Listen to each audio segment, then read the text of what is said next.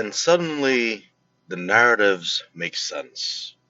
So, on the topic of the right being violent and how the left came to that determination, it's based on studies done by severely biased organizations like the Cato Institute, the ACLP, the Southern Poverty Law Center, and ADL, all that count instances of, um, let's say, white on black crime, regardless of political motive or not, as right wing.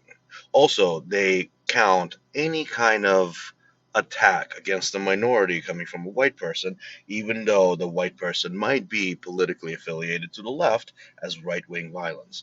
A big portion of their stats also comes from prison. Inner prison gang violence, for some reason, is counted as political violence.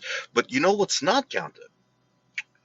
All forms of leftist violence. For instance, the man that was killed point blank in the streets of, uh, was it LA? Maybe Oregon? I'm not too sure. Portland. Um, but Antifa walked up to a man wearing a MAGA hat, asked him if he supports Trump, and shot him in the head. Um, the man was arrested, the Antifa thug that did this, but the crime was not counted as a an example of political violence coming from the left. Odd, isn't it? What about all of the Tesla burnings that we've had not too long ago?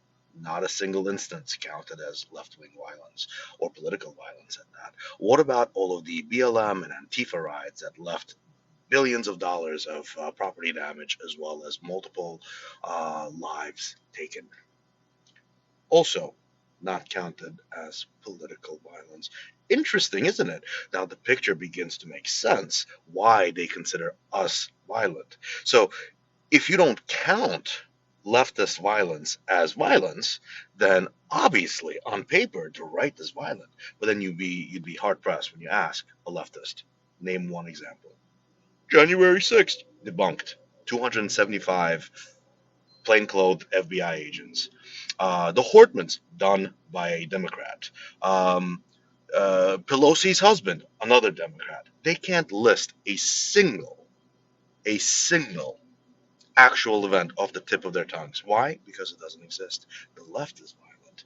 And the thing is, same goes for the crime stats. Oh, but that's a story for another day.